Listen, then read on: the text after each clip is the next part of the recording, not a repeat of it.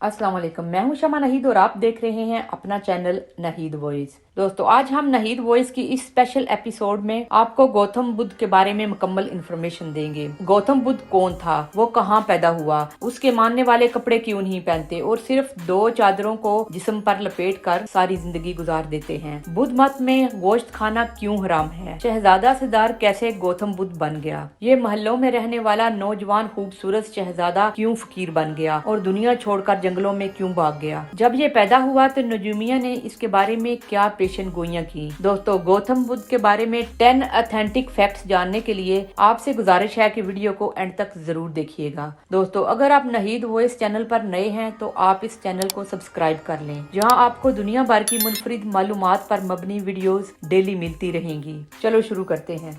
Fact number 1, Gautam Buddha 550 कबले मसीह में रियासत कप्पल वस्तु में बादशाह सदून के घर पैदा हुआ। उसका असल नाम सिद्धार्थ था, मगर उनको बुद्धा और गौतम बुद्ध के नाम से जाना जाता है। दोस्तों, जब गौतम बुद्ध पैदा हुआ तो नजूमियों ने उसके बाप को बताया कि ये बच्चा बड़ा होकर या तो बादशाह बनेगा या फिर साधु, लेकिन ये जो कुछ भी बनेगा इस जैसा दुनिया में कोई और नहीं होगा। फैक्ट नंबर 2, दोस्तों, गौतम बुद्ध का बाप सदून बहुत बड़ा जंगजू और बादशाह था और वो चाहता था कि मेरे बाद मेरा बेटा गौतम भी बहादुर और जंगजू बने। इस बादशाह ने गौतम को कामयाब बनाने के लिए इसको दुनिया की तमाम तर हकीकतों से दूर रखा। गौतम के लिए कंवल के तालाब बनाए गए, पोशाकें और खुशबुएं बनारस से मंगवाई गई। इनके रहने के लिए 3 महल बनाए गए, एक सर्दी के लिए, एक गर्मी के लिए, एक बरसात के लिए, ताकि वो हर तरह के मौसम से ज्यादा लुत्फ अंदोज हो सके। और सैकड़ों गुलाम हर वक्त सिद्धार्थ यानी कि गौतम बुद्ध के हर वक्त इर्द गिर्द रहते। जब गौतम बुद्ध थोड़ा सा बड़ा हुआ तो गौतम बुद्ध के बाप बादशाह ने उसे सिपागिरी के सब फन सिखाए, मसलन शमशीर जनी, नेजा जनी और तीर अंदाजी। दोस्तों, गौतम बुद्ध किसी हद तक बैरूनी दुनिया से अनजान ऐशो इशरत भरी जिंदगी बसर कर रहा था। उसके वालिदैन का मकसद उसे मजहब के असर से बचाना और दुख और मुसीबत से महफूज रखना था।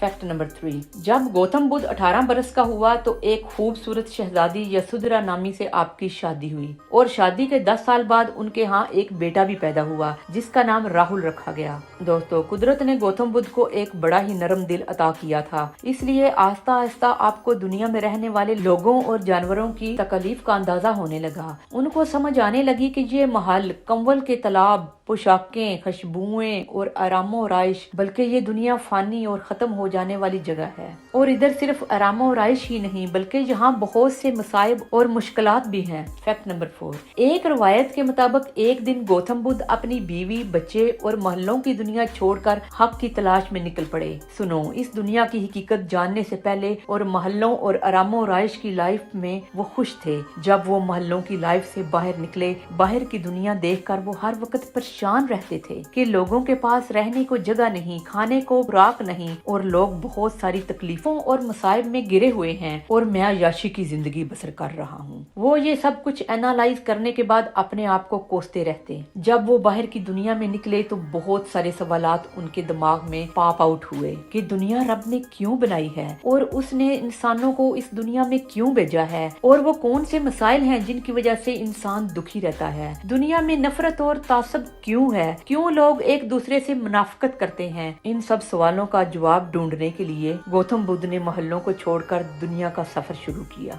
फैक्ट नंबर 5, दोस्तों, एक दिन गौतम बुद्ध ने एक ख्वाब देखा कि एक बूढ़ा जो चल फिर नहीं सकता और लेटा हुआ है और फिर उसके बाद एक आवाज आती है, एक दिन तू भी ऐसा बूढ़ा और बेबस हो जाएगा। फिर देखा एक शख्स बीमार है और दर्द से चीख रहा है और वो आवाज कहती है कि तू भी एक दिन ऐसे ही दर्द से चीखेगा। फिर देखा एक मुर्दा जमीन पर पड़ा है और वो आवाज कहती है एक दिन तू भी मर जाएगा और इस दुनिया पर जिंदगी के दिन पूरे करके एक दिन तू रुखसत हो जाएगा। इस ख्वाब को देखने के बाद गौतम बुद्ध की सोचों में एक इनकलाब बर्पा हो गया। अब वो हक की तलाश में निकल पड़े और जंगलों का सफर शुरू किया। बरसों इस तपस्या और रियाजत में बसर किए, किसी पल करार और सुकून नसीब न हुआ। फैक्ट नंबर 6, एक दिन आप अंजीर के दरख्त के नीचे मराकबा के अंदाज में बैठे थे। आपके दिल को इत्मीनान सा महसूस हुआ और आपके दिल में एक रोशनी सी उठी। आपका दिल मुनव्वर हो गया। आपको ऐसे लगा कि आपको अपने सारे सवालों का जवाब मिल गया गया हो। आपका दिल फिल और सेटिस्फाइड हो गया और आपको पता चल गया कि ये सब कुछ पाने के लिए नेक और पाकीज़ा जिंदगी, अदलो इंसाफ, मियाना रवि, दूसरों पर शफकत, मेहरबानी और रहम ही वो उर्फान हैं जिससे महबूबे हकीकी को पाया जा सकता है। ये एक रोशनी थी जिसने गौतम बुद्ध को नूर से भर दिया और वो तौहीद का पैगाम लेकर निकल खड़े हुए। जिन लोगों ने उन पर बिलीव किया उनको हुक्म दिया कि सिर्फ 2 कपड़े पहनो, दुनिया के कामों को अपने ऊपर हावी न कर लो, ऐशो इशरत की जिंदगी गुजारने की बजाय दूसरों की मदद करो, आसानियां पैदा करो, तकलीफ और गम में निडाल लोगों का हाथ थाम लो।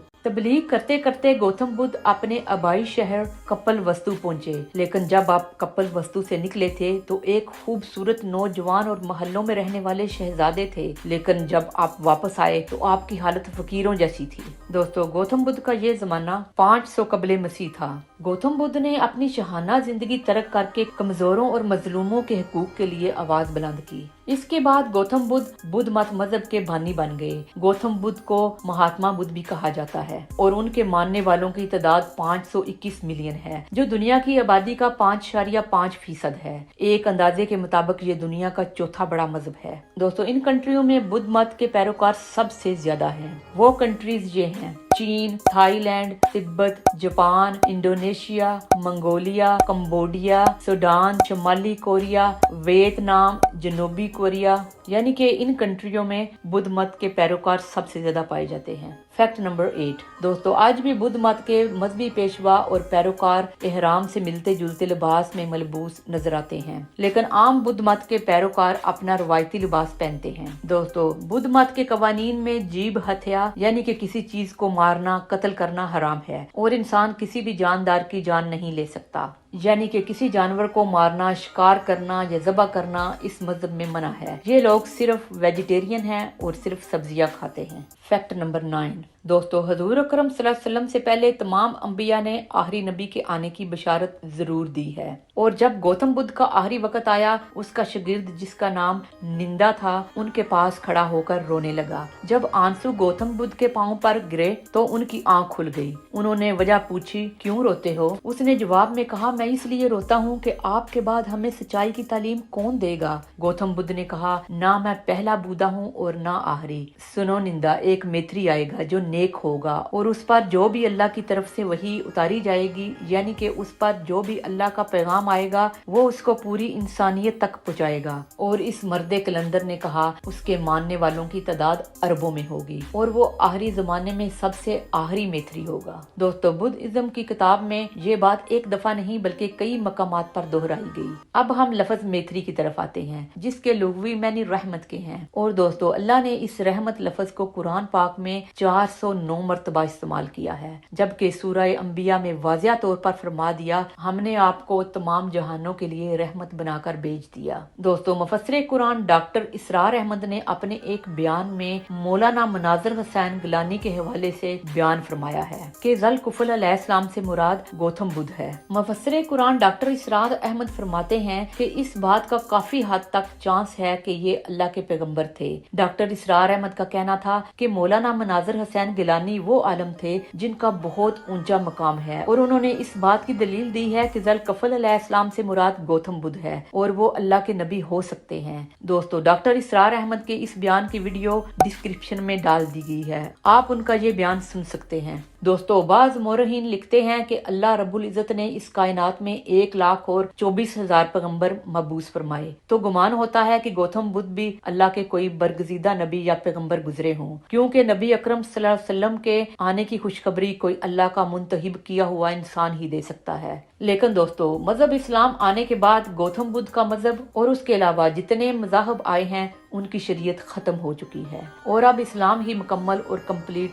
ज़ाब्ता हयात है। दोस्तों, आज के लिए इतना ही। अरे सुनिए, जरा ठहरिए। दोस्तों, इतनी मेहनत से वीडियो बनाई है, एक लाइक तो बनता है। वैसे दोस्तों, आप इतनी बड़ी दुनिया में हमें दोबारा कैसे ढूंढेंगे? हमारी कैसे आपके साथ दोबारा मुलाकात होगी? तो इसका हल ये है कि आप हमारे चैनल को सब्सक्राइब करके और बेल आइकन को दबा दीजिए, तो इस तरह हमारी हर वीडियो आप तक पहुंच जाएगी। अपना बहुत ज्यादा ख्याल कीजिए और दुआओं में याद रखिए। देखते और सुनते रहिए नाहिद वॉइस।